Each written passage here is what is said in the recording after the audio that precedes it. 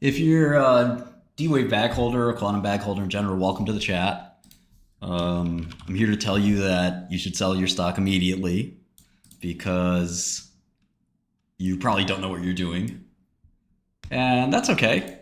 We all get lucky. But get your money out before the stock crashes, which it will.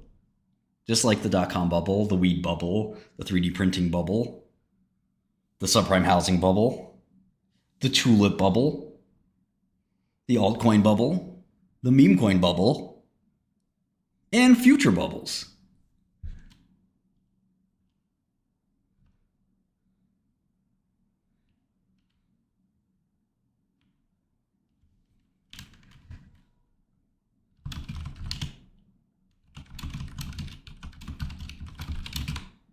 See, the problem with bag holders is they never sell. They never sell. That's because they hold the bag. If they sold, if they bought low and sold high, they wouldn't be bag holders. They'd just be successful traders. But the bag holder holds whether it goes up or down. Predicted all of them, ASW, and 6 more.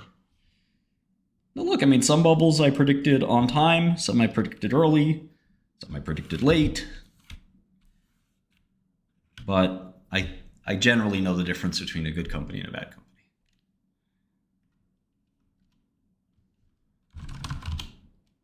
Yeah, listen.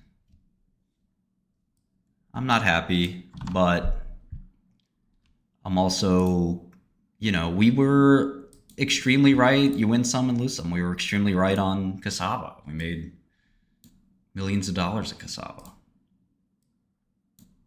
So you can't get them all perfect. I'll be lucky to break even on this trade. Even losing $500,000 or $1 million for me would be fine, But sometimes you'll be right. Sometimes you'll be wrong. Sometimes you'll be early. Sometimes you'll be late. Sometimes you'll be on time. But it's okay to be wrong. It's okay to have a loss.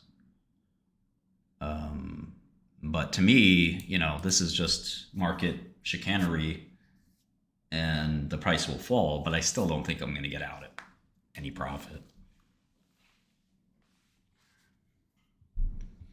Oh, I'm down millions, yeah.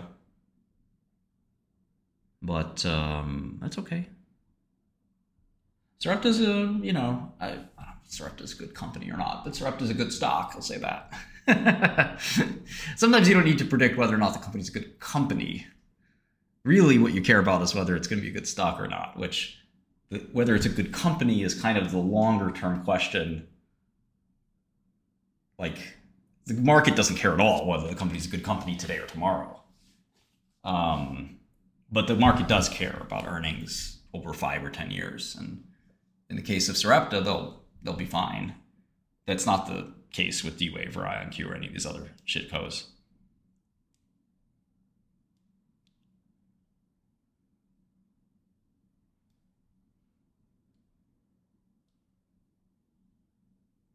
Well, we made millions of dollars in the cassava trade, Matt. I don't know if you were there, but because this stock cassava, I don't know if you saw it. Let me see if I could pull it up for you. Yes, here we go. We need to fix this chart because it should really end at a negative 100% because you can't go down more than 100%. Maybe back 100. You know how to do that, but yeah, this stock went down. Let's see here, 90.1%. I don't know if you can see that on my screen here, but yeah, that worked out pretty good. 92-ish%. I guess it's had a little rally lately. It was down about 94%. This is what's going to happen to you in D-Wave. You see this? Same thing's going to happen. Same thing. It's coming soon. Don't worry. Don't worry. Yeah, Zoom worked out well.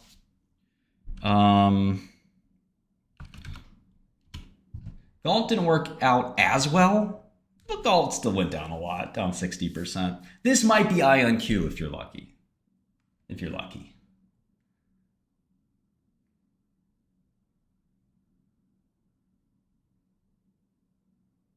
What else?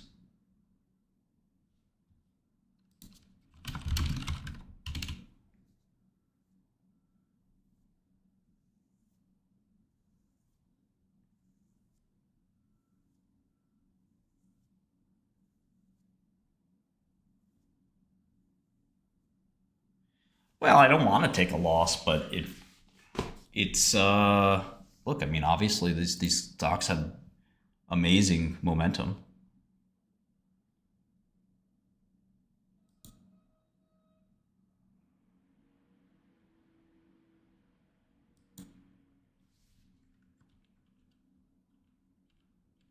Ah, yes, Huma. Don't forget Huma.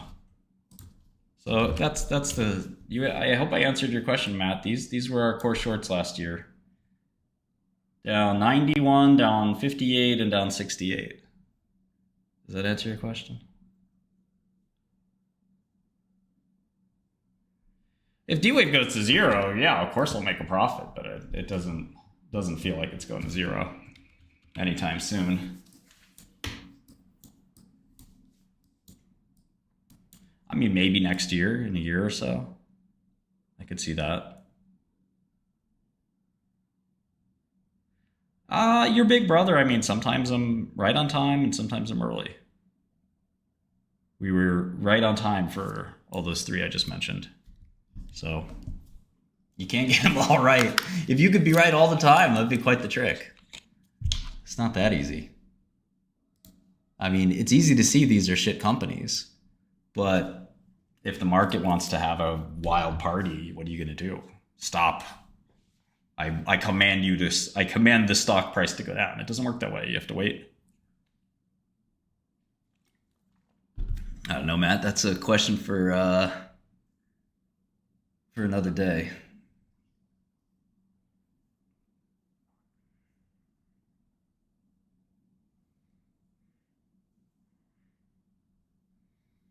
I mean, we've been in this short for 6 months now, so we might have to hold it for like 2 years.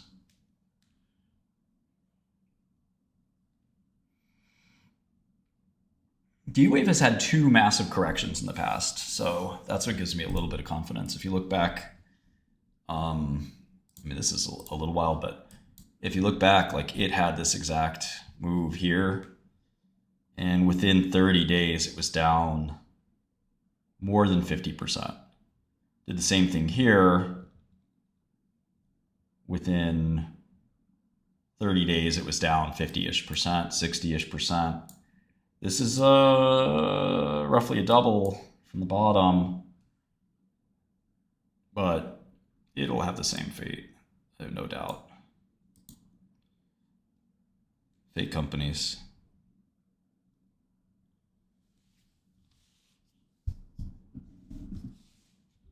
We had some longs. We've had some longs.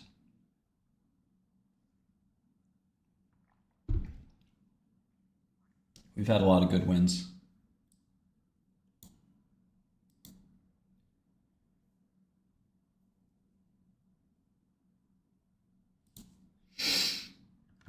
Humasite wasn't a binary event. Humasite, the binary event went right for them. We were wrong on the binary event, still went down 90%.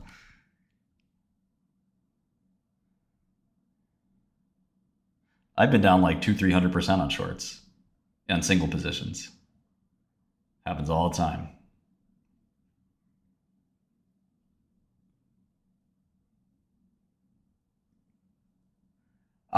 We have a lot of longs. Sarepta is my favorite right now.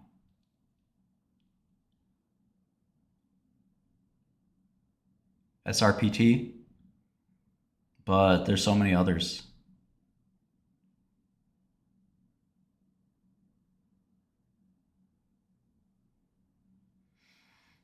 I don't know, Artemis. You know, timing is very hard. You don't ever really know.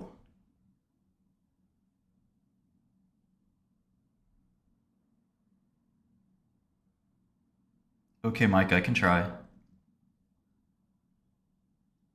Yeah, we got long hymns that worked out great, but we also sold it early and then shorted it.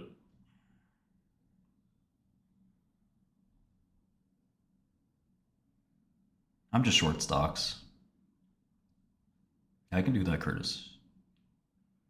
Yeah, those are some of our longs, Kevin. There's one more I put in Godel.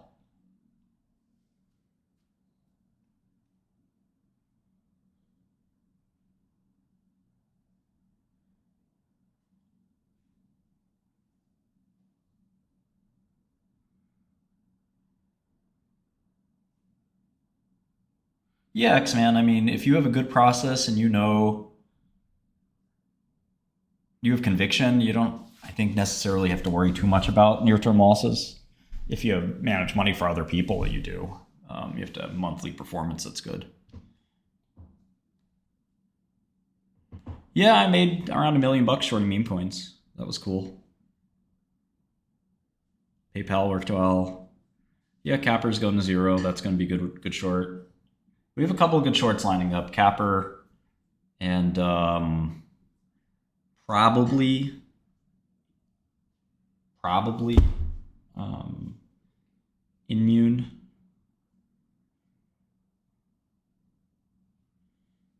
D-Wave is kind of feeding on itself, but I've had a lot of trades over 20 something year. I mean, I've seen and done it all. I've certainly made my fair share of mistakes. Hood was good, but yeah, I'm trying to think. Hey, Sarepta up, IonQ down. That's alpha, baby.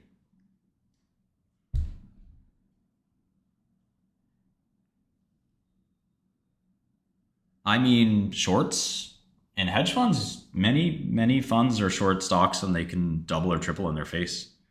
That happens all the time.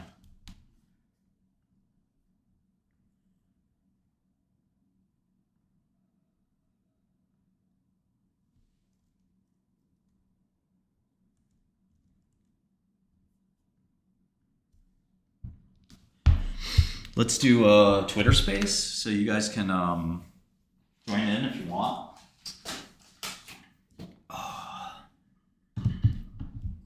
I think like the old Tiger was very brutal and relentless about doubling down on shorts.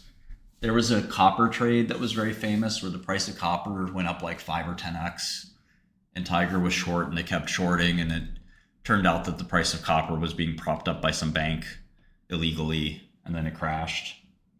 So, a double in a stock certainly it's annoying, but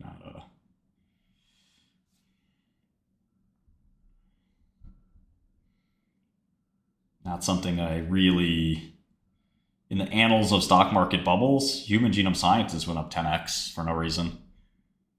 They never made a drug off the human genome ever. Think about that.